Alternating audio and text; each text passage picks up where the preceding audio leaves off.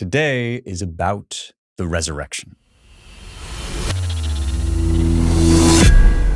It's Easter. If you're watching this on locals, then this is what's called Holy Week, the week-long lead-up in the liturgical calendar to the Triduum, which is a word describing the 3-day commemoration of Christ's death on the cross, his burial, and then his resurrection on Easter. If you are watching this out in the broad world, which you should be on locals, go to youngheretics.com/locals if you want the episodes in advance. But if you're watching this out in the broad world, then we've already celebrated the day of Easter Sunday, and we are now contemplating what it means that Christ is risen. As always on this show, obviously not all of my listeners and viewers are Christians, and those of you who are Christians are Christians of all sorts of different denominations and backgrounds. And really, I'm not here to preach to you, except insofar as I believe in the truth of Christ's life, death, and resurrection. What I'm here to do is to tell you about those historical events as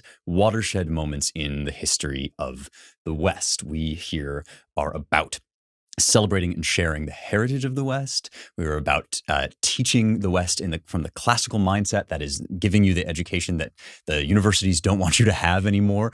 And so I want to talk about Easter. I want to talk about this story and what it means in the context of everything we've been discussing. And the big idea here, the thing that I want to stress, is that God isn't magic.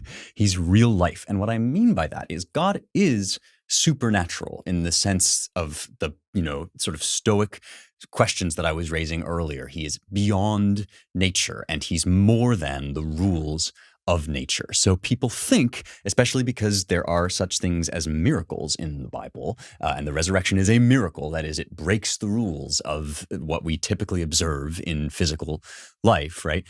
People think that this is magic, that it somehow comes, from a totally imaginary fantasy world. But in fact, God is the realest thing. And if we're going to understand these miracles, we have to understand them as things that happen in real life and that are embodied in the flesh. That's the point of the incarnation. It's a point of a lot of what I've been saying with this Plato-Aristotle distinction, right? That even if Plato points us toward the numinous, right, the world that is above time and space, above what we can see, hear, touch, and feel, Aristotle insists that all of this stuff exists inherent in the world. So you don't just see love in the abstract, you see an act of love. You don't just see red in the abstract, you see a red fire hydrant, or you don't just see yellow, you see a yellow dog.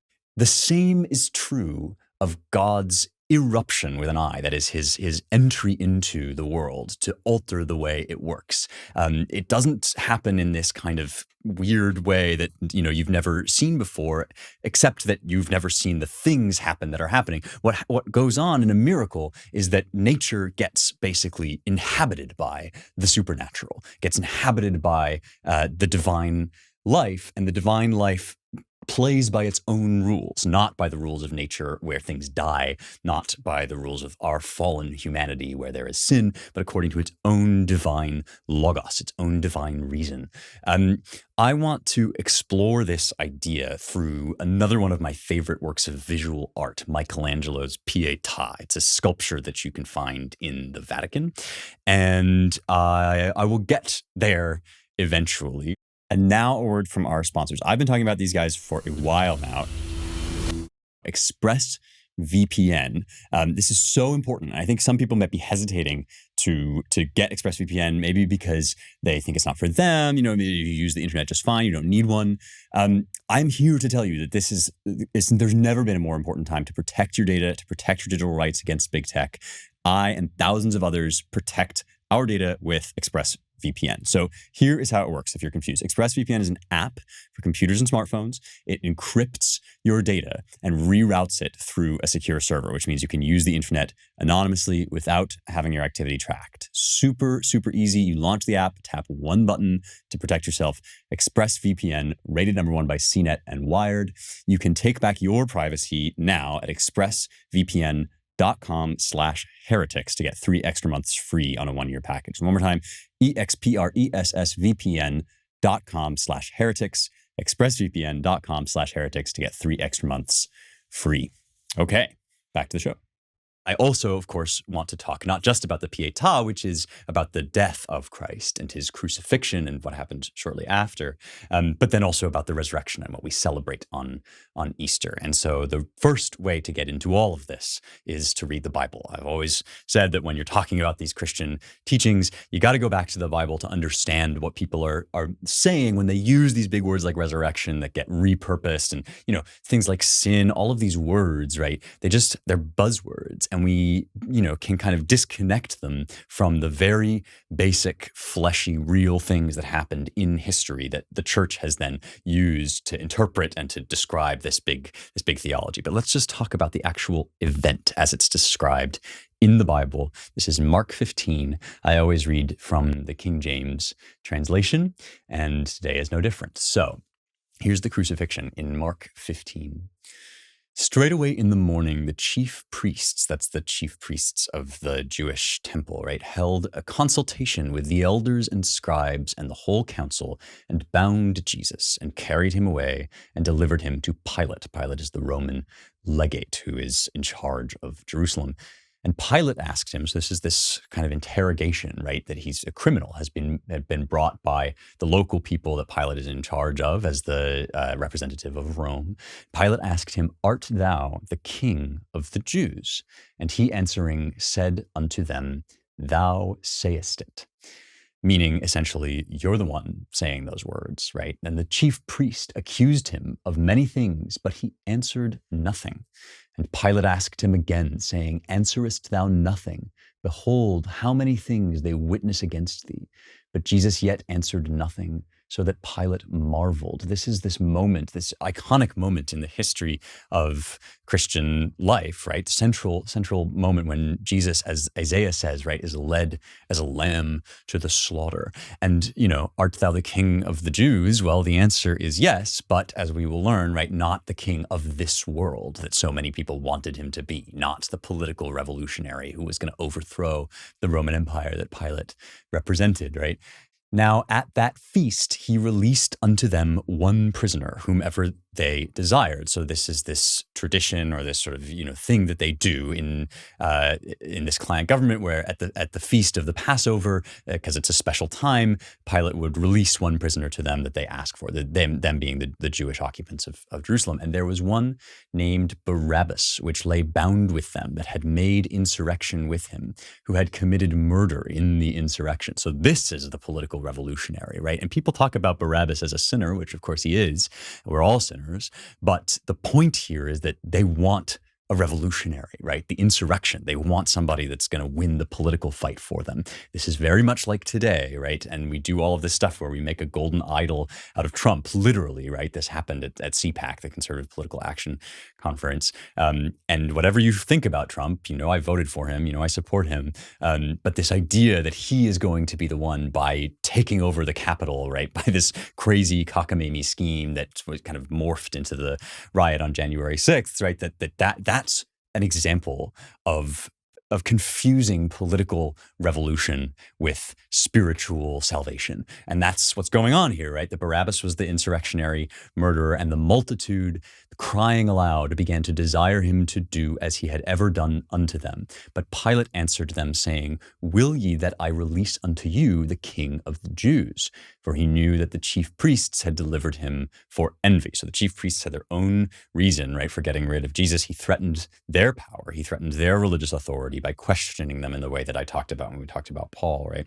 But the chief priests moved the people that he should rather release Barabbas unto them. Now notice here, right, it's often you get the chief priests kind of cast as the villains in this story, but that's not quite right. And it's not even quite right to say that Judas, who betrayed Christ, is the only villain of this story. The villain of this story is the logic of sin, the mechanism of the brokenness of the world that makes Pilate kind of clueless, that makes the chief priests envious, that makes the people susceptible to rabble-rousing and to demagoguery, right? All of these things come together in this perfect storm of disaster. And so Pilate answered and said again unto them, "What will ye then that I shall do unto him whom ye call the King of the Jews?" And they cried out again, "Crucify him." Let me pause and bring you a word from a sponsor and an ally. America is in rough shape. Those of us who believe in freedom, who believe in the West more generally, are under assault from big tech, who are censoring conservative views, the media, which are pumping out false ideas about our country and about the evil racialist narrative of critical race theory, which is making its way into our schools, right? But none of this happened overnight. This was a concerted effort on the part of radicals to make their long march through the institutions. It is decades in the making, and it is time, high time, to fight back. So Scott Walker is a guy who knows how to do this. He was the governor of Wisconsin. We had him on the show on a special just recently to talk about his plan. He is now the president of Young America's Foundation, and he's launching what's called the Long Game, which is a plan for winning both the battle of individual censorship fights within college campuses and beyond, but also the war, right? The more general approach to taking back our childhood education all the way up to our media and our universities. It is unconstitutional to be cracking down on conservative speech like this. We have the law on our side. The Long Game is an investment in fighting back. And you can find it. You can find a 12-point description of the plan at yaf.org/longgame. You can download it for free. All right, back to the show.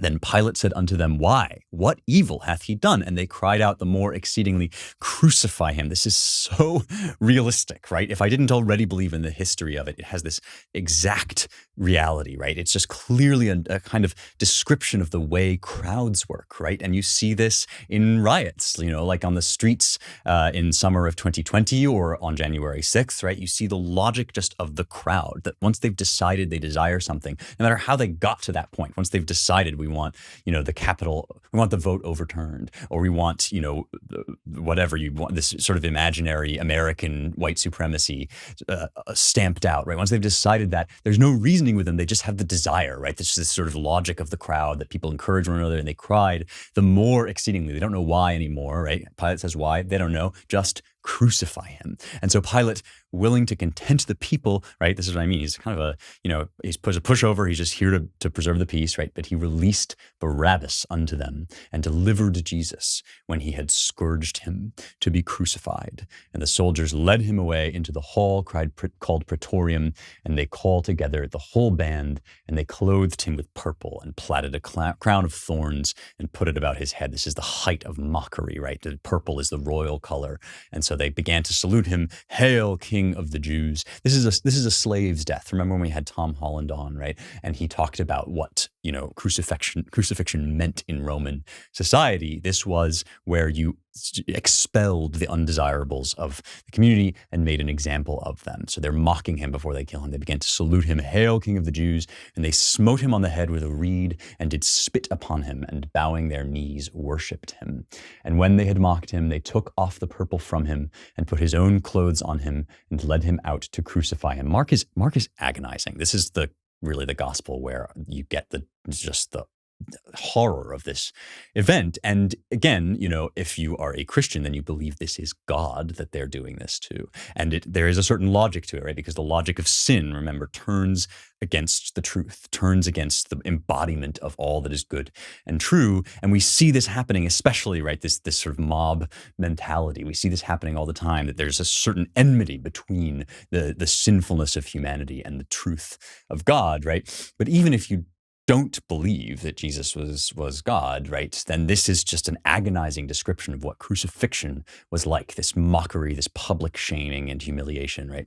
And they compel one Simon, a Cyrenian, who passed by, coming out of the country, the father of Alexander and Rufus, to bear his cross. And they bring him unto the place Golgotha, which is being interpreted the place of a skull. And they gave him to drink wine mingled with myrrh, but he received it not. And when they had crucified him, they parted his garments, casting lots upon them, what every man should take. And it was the third hour, and they crucified him. And the superscription of his accusation was written over him, the King of the Jews. Now, this was written in 3 languages, in Greek, in Hebrew, and in Latin.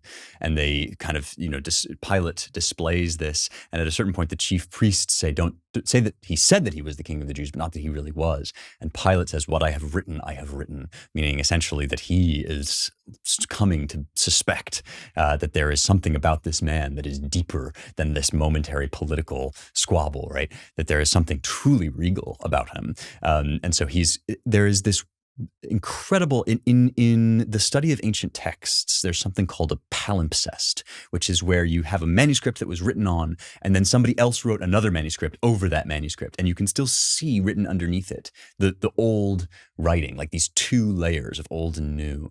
I'm going to pause and bring you a word from our sponsor, Ancient Language Institute. It's really exciting because the summer semester is open now. So this summer, you can start learning Latin or ancient Greek. You can learn them really quickly. These ancient languages, they're so powerful, they're so profound, but it can be easy to get bad teaching on them. You get like lists of vocab, you get dry, dusty grammar.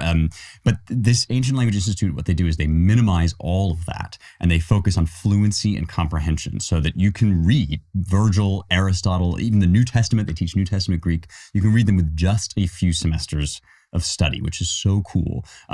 Go to ancientlanguage.com/youngheretics and get started. You can get 15% off if you use the offer code HERETICS, HERETICS. These summer semester signups will only be open for another couple weeks, and they really do fill up fast. So go online, reach out to them, and you can get a personal consultation. They take students of all ages and all experience levels, so you can find the ideal class for you. Go to ancientlanguage.com/youngheretics. One more time, ancientlanguage.com/youngheretics. Use the offer code heretics and you get 15% off. Okay, back to the show. What I mean when I say that the supernatural isn't magic, but it's real life, right? This is both a deeply human event, a totally recognizable moment in history when people acted like people and they did an ugly, gruesome thing. And at the same time, right, those events, because of divine providence, are organized in such a way as to display the reality of humanity's relationship to God, right? The King of the Jews emblazoned, right, over this man as an accusation, but also as divine truth. And these two things are as one in this kind of synthesis. I've talked about Aristotelian hylomorphism, right? That the spirit and the flesh are bound together. And that's what this is. This is the deepest of all spiritual truths embodied in a perfectly human event. And with him, so I'm going on now in the Bible, right? And with him, they crucified two thieves, the one on his right hand and the other on his left. And the scripture was fulfilled, which saith, and he was numbered with the transgressors. This is this moment when Mark, right, basically kind of pulls back the palimpsest, pulls the top layer back and says this was actually the fulfillment of this ancient teaching that had been written and passed down among the Jews from generation to generation, in addition to being this moment of what was, happening in that time.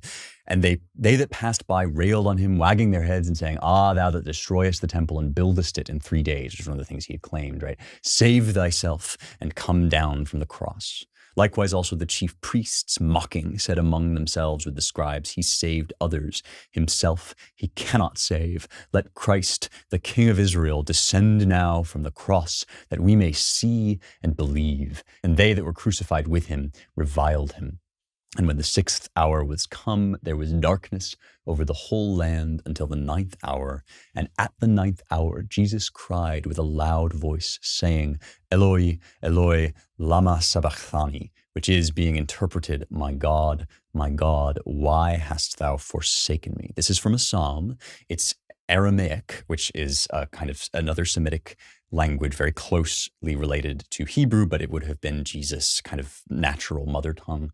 And again, right, it is a perfectly rational, reasonable reaction to this experience of being completely deserted by your friends, mocked in public, right, and murdered for having done nothing wrong. And yet at the same time, because of who's saying it, because this is God embodied, it is also the most profound spiritual, theological moment in all of Christian scripture, for my money. It is God abandoned by God.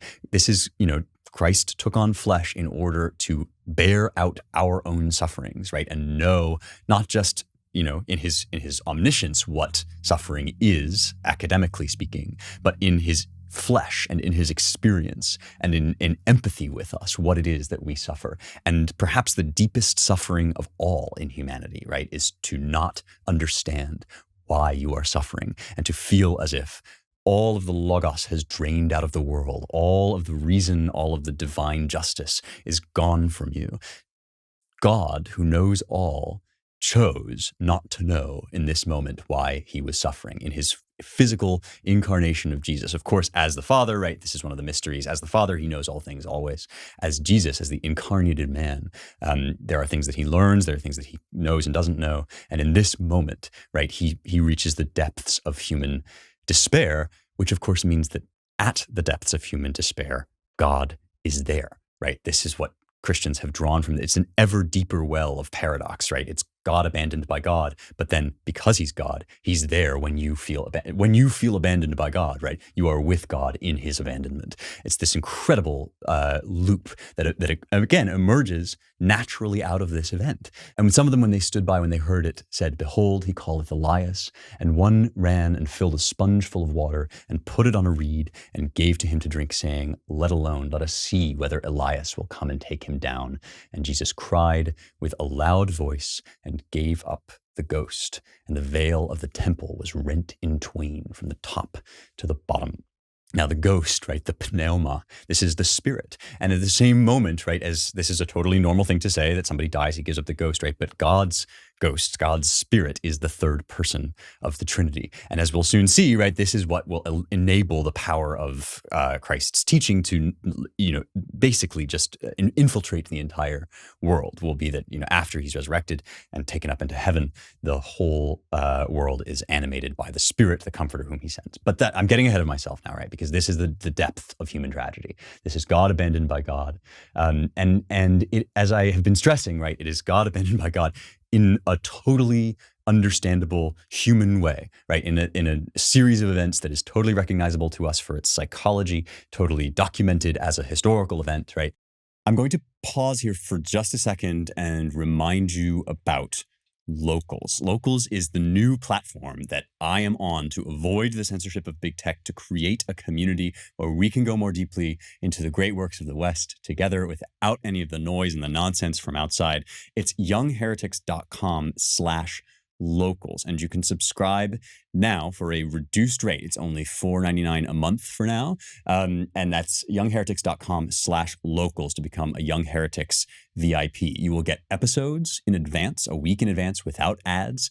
There are exclusive articles that I write on there. I do Q&As. I do live stream Q&As, which are really, really fun. And you have to be a subscriber in order to ask questions on those live streams. Plus, there's the video mailbag, which you've seen. It's really cool. It's like being on the show. I love this platform. I love this community. And I love connecting with you in this deeper way outside the reach of big tech censorship. So youngheretics.com/locals. You can go there right now and become a Young Heretics VIP. All right, back to the show.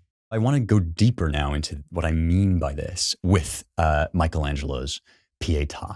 If you have ever visited this sculpture, and it's kind of tucked away in the Vatican, in St. Peter's Basilica, which is basically the first place you go in if you're taking a tour of the Vatican. If you've ever seen it, you know it is a punch in the gut. This sculpture just shows up. You kind of turn a corner and it's there. I dare you to look at it without having your breath taken away. I mean, even, you can see it if you're watching on YouTube. You can look it up on Google. There is something about it that is just infinitely piteous without being maudlin, right? Without being sanctimonious or weepy or any of the stuff that kind of bad religious art can be. How did he do it? How does he create the reality of this moment of the Virgin Mary mourning over her dead son, right? That's what it is. It's Mary with the dead body of Christ, that is, of God in her arms. Well, let's talk for a sec about Michelangelo, right?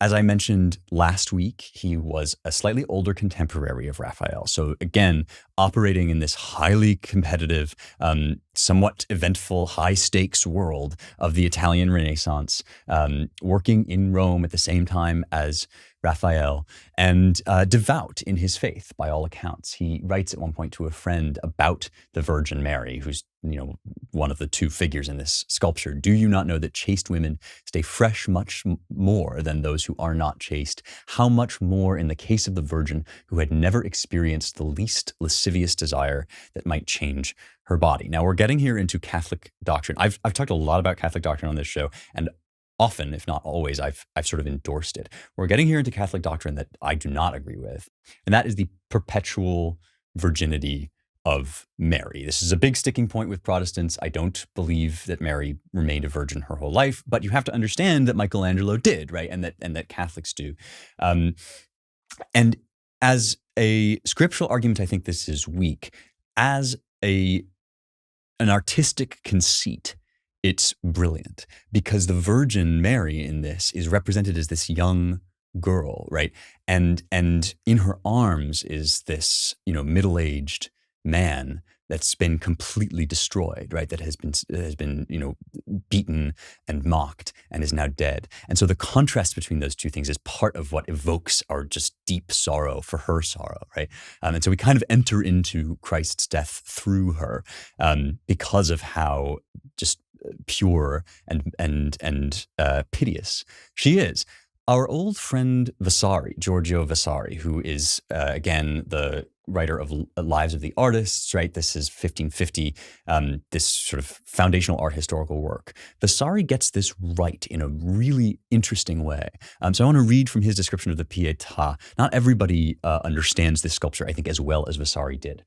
So here's Vasari on Michelangelo's Pietà. He says, "During his stay in Rome, he made so much proficience in the studies of art that it was a thing incredible to see his exalted thoughts and the difficulties of the manner exercised by him with such supreme facility, to the amazement not only of those who were not accustomed to see such things, but also of those familiar with good work, for the reason that all the works executed up to that time appeared as nothing in comparison with this.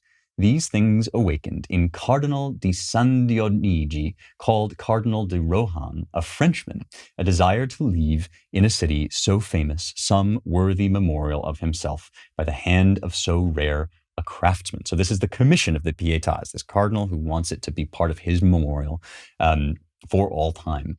"And he caused him to make a Pietà of marble in the round, which, when finished, was placed in the chapel of the Vergine Maria delle Febbre in San Pietro, where the temple of Mars used to be." So Pietà means pity, and this is a figure in the history of Western art, the moment when Mary cradles the dead Christ in her arms. To this work, let no sculptor, however rare a craftsman, ever think to be able to approach in design or in grace, or ever to be able, with all the pains in the world, to attain such delicacy and smoothness, or to perforate the marble with such art as Michelangelo did herein, for in it may be seen all the power and worth of art. Among the lovely things to be seen in the work, to say nothing of the divinely beautiful draperies, is the body of Christ. Nor let anyone think to see greater beauty of members or more mastery of art in any body, or a nude with more detail in the muscles, veins, and nerves over the framework of the bones, nor yet a corpse more similar than this to a real corpse. Notice how tactile his attention to detail is, right? He's talking here about the things that when we walk into a museum and we see a really great sculpture, really one of the things that really awes me, at least, is the way that you can make all of these textures out of stone, right? You can put somebody lying on a couch, and some of the great sculptors like Bernini, right, have hands pressing into flesh. And that speaks to this, the reality of this that I'm trying to stress here, right? This is a real person with a real hand and a real foot and a real face, and Michelangelo's attention to that detail and the perfection of the way he captures it says something spiritual that is important about this moment. So let's continue into what Vasari grasps. He says, "Here is the perfect sweetness in the expression of the head, harmony in the joints and attachments of the arms, legs, and trunk, and the pulses and veins so wrought that in truth wonder herself must marvel that the hand of a craftsman should have been able to execute so divinely and so perfectly in so short a time a work so admirable. and it is certainly a miracle that a stone without any shape at the beginning should ever have been reduced to such perfection as nature is scarcely able to create in the flesh. Such were Michelangelo's love and zeal together in this work, that he left his name, a thing he never did again in any other work, written across a girdle that encircles the bosom of Our Lady. And the reason was that one day Michelangelo, entering the place where it was set up, found there a great number of strangers from Lombardy who were praising it highly, and one of them asked one of the others who had done it, and he answered, "Our gobbo from Milan." Michelangelo stood silent, but thought it something strange that his labors should be attributed to another, and one night he shut himself in there, and having brought a little light and his chisels, carved his name upon it. So he saw that people were basically giving credit to somebody else, so he wanted to make sure his name was on it, because he was that proud of it. And then, right, truly the work is such that an exalted spirit has said as to a real and living figure. And then he records a poem that was written to the Pietà.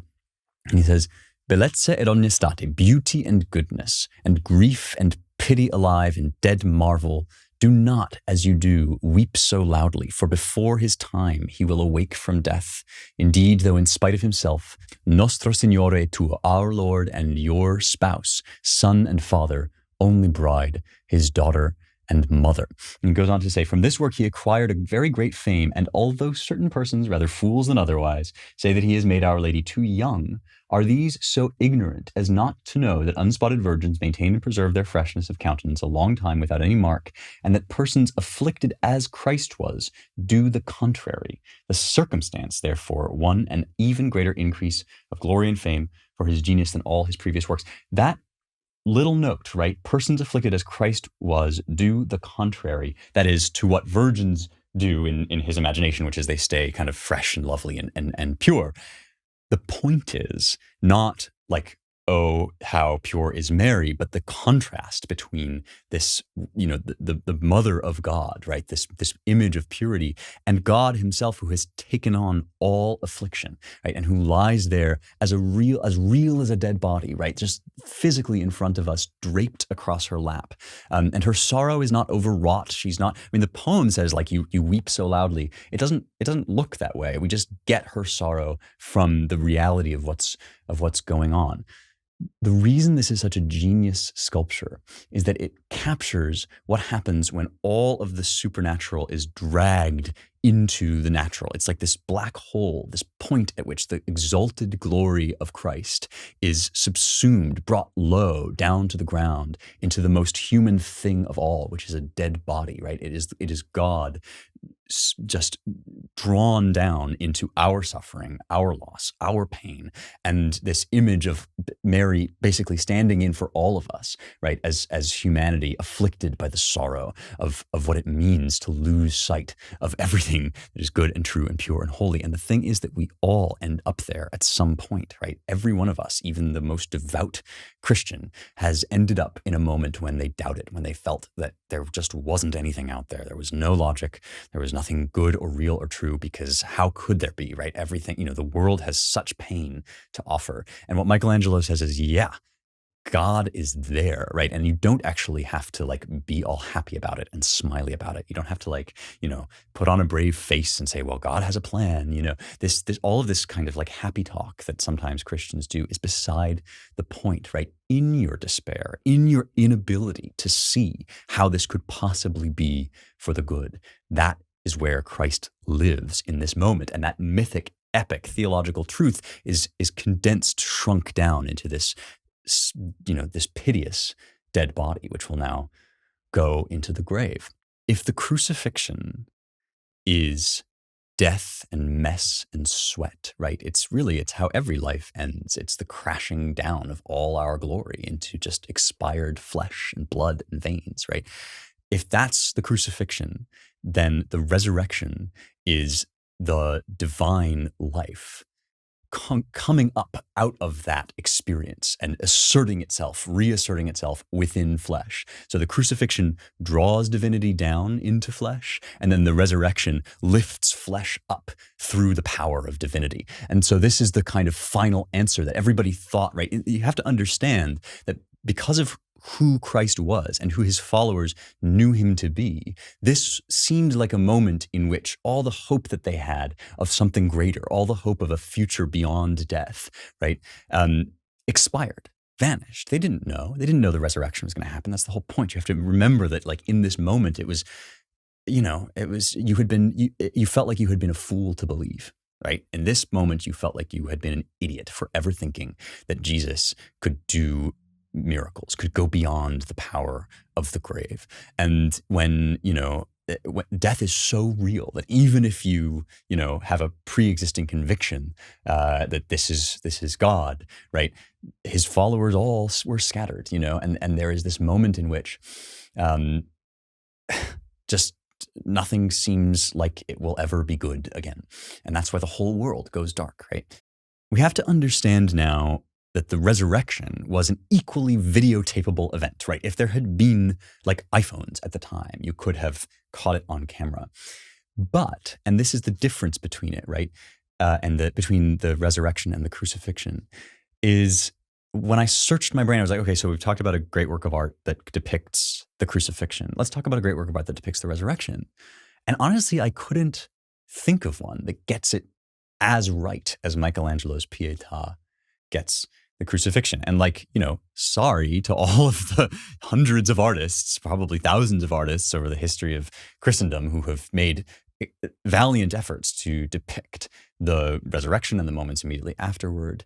And many great works of art have been made in that attempt. I don't mean to minimize them, but nothing puts it in front of your eyes the way the Pietà puts the crucifixion in front of your eyes. And I think the reason for this is that this event was the beyond embodied, right? It was the stuff that none of us can quite imagine. None of us can quite imagine what God is in all of his glory. We have to kind of avert our eyes. And in the gospel stories, right?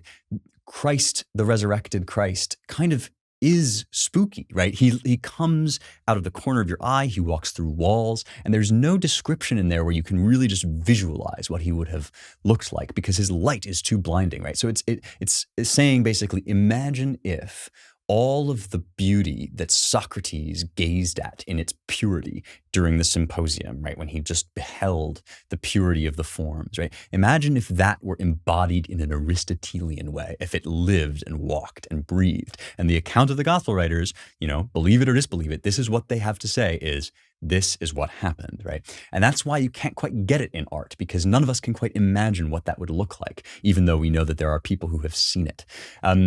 I'm going to read a passage from Chesterton's Everlasting Man before I get into this scripture. This is a book from 1925. We've read pieces of it before. Everlasting Man is an account basically of all human history as being hinged at the resurrection and Christ's life. So he says, Chesterton says, this is the last proof of the miracle that something so supernatural should have become so natural. I mean that anything so unique when seen from the outside should only seem universal when seen from the inside. I have not minimized the scale of the miracle, as some of our wilder theologians think it wise to do. Rather, I have deliberately dwelt on that incredible interruption as a blow that broke the very backbone of history. I have great sympathy with the monotheists, the Muslims, or the Jews, to whom it seems a blasphemy that might shake the world. But it did not shake the world. It steadied the world. That fact, the more we consider it, will seem more solid and more strange. I think it a piece of plain justice to all the unbelievers to insist upon the audacity of the act of faith that is demanded of them. I willingly and warmly agree that it is in itself a suggestion at which we might expect even the brain of the believer to reel when he realized his own belief. But the brain of the believer does not reel. It is the brains of the unbelievers that reel. We can see their brains reeling on every side and into every extravagance of ethics and psychology, into pessimism and the denial of life, into pragmatism and the denial of logic, seeking their omens in nightmares and their canons in contradictions, shrieking for fear at the far-off sight of things beyond good and evil, or whispering of strange stars where 2 and 2 make 5. What a remarkable passage. I mean, he cites Nietzsche there, right, beyond good and evil, and we'll talk about him and his, what he saw in the denial of God. But strange stars where 2 and 2 make 5. Does that sound to you like some arguments that have been going on Twitter recently? Does that sound like, critical race theory and its denial of absolute truth as a kind of evil construct of white supremacy? Strange stars where this is true. Does that sound to you like Epicureanism, where there are multiple worlds and maybe on some of them things behave differently than they behave here? Does Epicureanism sound to you like multiple universe theory, like multiverse theory, where we invent alternate dimensions, alternate universes to avoid arguing that there is a coherence to the universe that seems created, right? All of these things are contained in this Chestertonian passage, some of them from way before Chesterton wrote, some of them from after, right? The 2 + 2 make 5 thing is remarkable. He's saying that this supernatural moment gives coherence to everything else that we believe and know to be true. And I've been arguing that throughout this show, right? That when you actually encounter the inclination that you have, the instinct that you have, that you are more than mere flesh, if the crucifixion is the ultimate denial of that, then the resurrection is the ultimate reaffirmation of it. For a moment, it looked as if it was all wrong. There is nothing more than flesh. There is only death. And then the crucifixion says, no, this is your confirmation, the opening of the doors into the truth, that actually there is more than this. Let's read the biblical account of it, right? This is John 20. John has some of the most, I think, compelling and also mystical descriptions of the resurrected Jesus. The first day of the week cometh Mary Magdalene early, when it was yet dark, unto the sepulchre, and seeth the stone taken away from the sepulchre.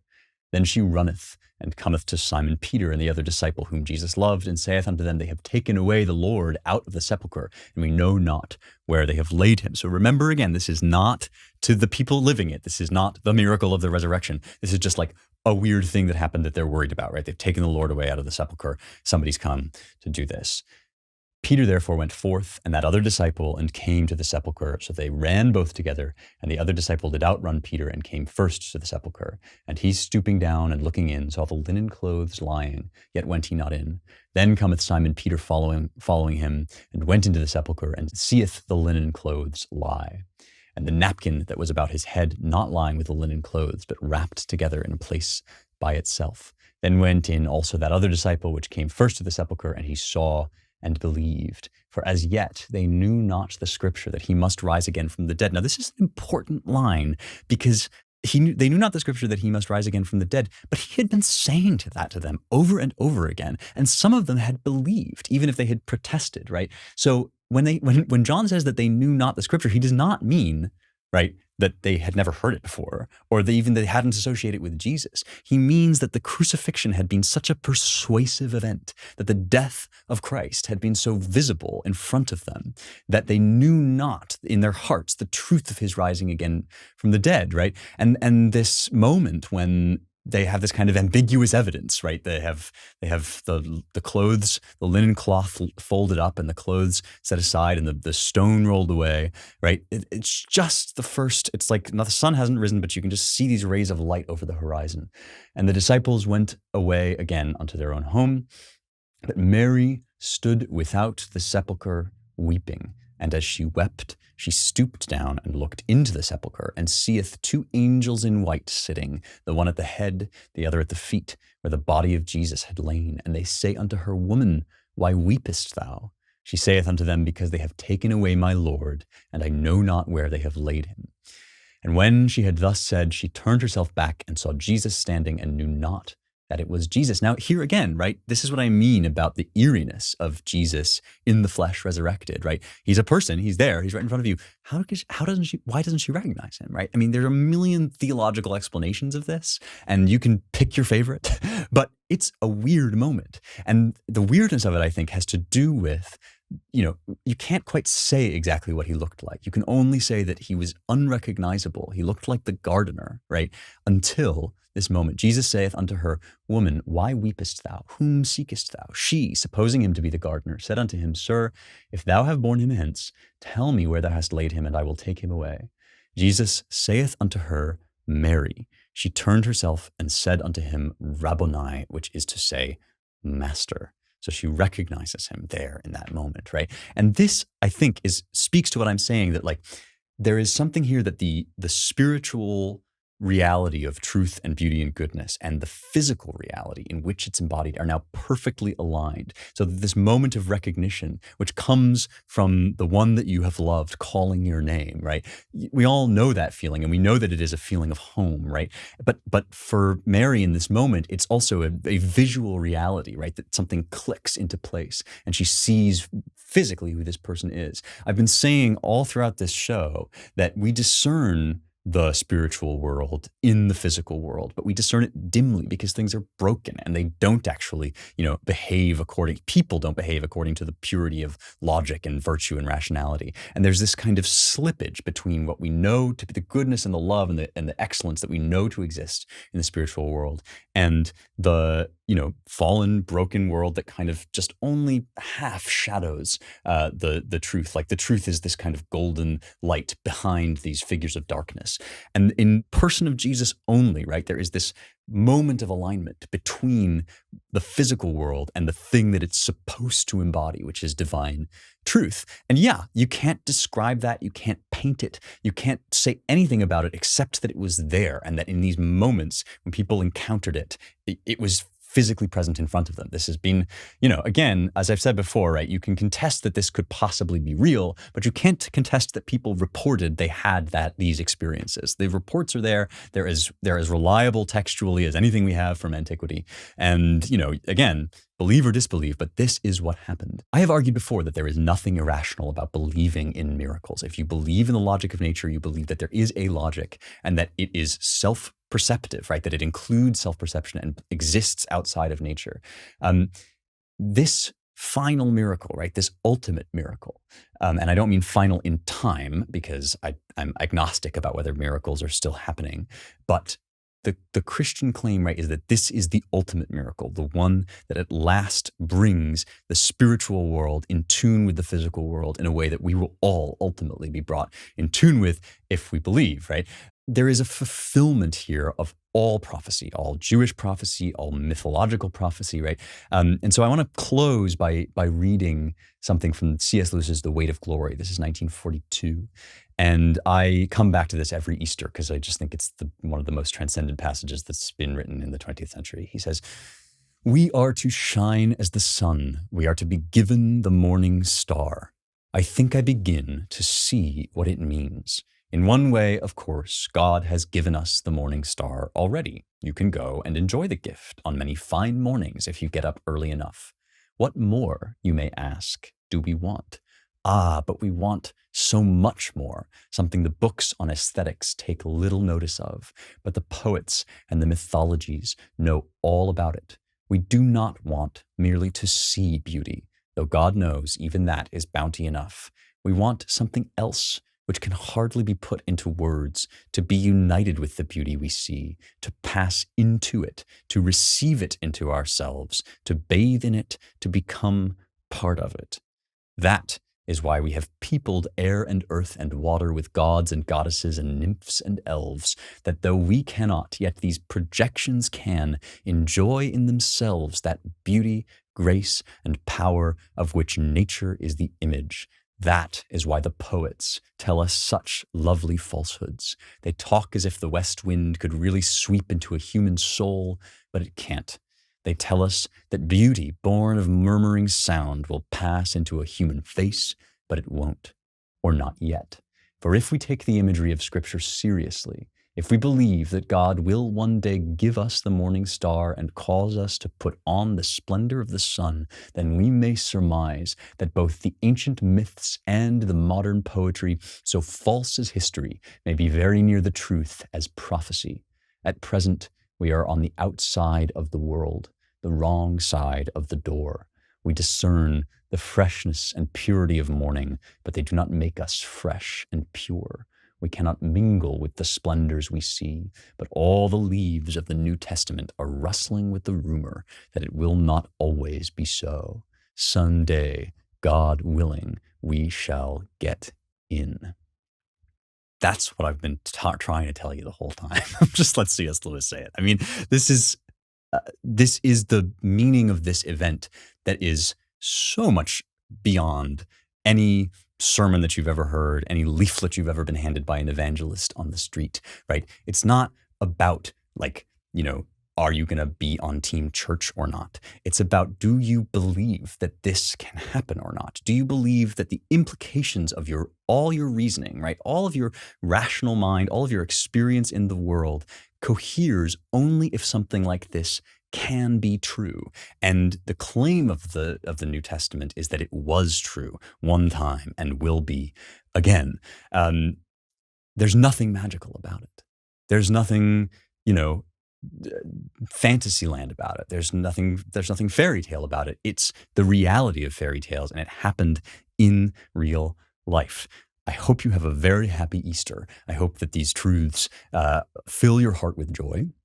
And thank you for spending some small part of it with me. Let's do the mailbag. As I've now been saying for a while, the mailbag is a locals only affair these days, because when you go on locals, youngheretics.com/locals, you become a Young Heretics VIP, you get direct access to me, you can ask questions, and you can ask video questions and be on the video mailbag so that your beautiful face is right up there on the screen, and it's like being on the show, which is super fun. We've started doing this. Now we have a great question from Zach. Take it away, Zach. Hey, Spencer. So lately I've been reading Dumbing Us Down by John Taylor Gatto. And one of the things he talks about is that public school, the purpose of it isn't actually to educate. And as I've been reading the book, it seems like he's tying that into the fact that public education without a community behind it essentially doesn't work. I was wondering what your thoughts are on education and community, how those two are interrelated or whether they are at all, and what you think would be the best style to get a great books like education in a public setting.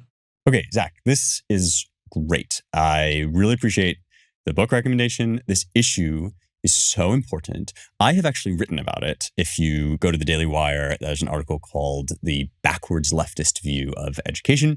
And that key point that you make about the family being the first line of education and the ultimate authority, right, on what the kids learn, right? This is a central element of our American ideals about Republican training. You want you want the family to be an autonomous, protected clan, right? You want people to be able to teach their kids, and you want the schools to be an extension of that. So whether it's homeschool or public school, there's nothing inherently wrong about public schooling, but you want those schools to be an extension of the family nurture, of passing on the traditions of a community from one generation to the next, instead of what they've now become, which is basically the opposite of that. They take kids out of their families, raise them up against their traditional values, and folks send their kids off to college, especially, and find that they come back, radicalized by ideas that they don't agree with or believe in. I mean, if you've read Abigail Shrier's book,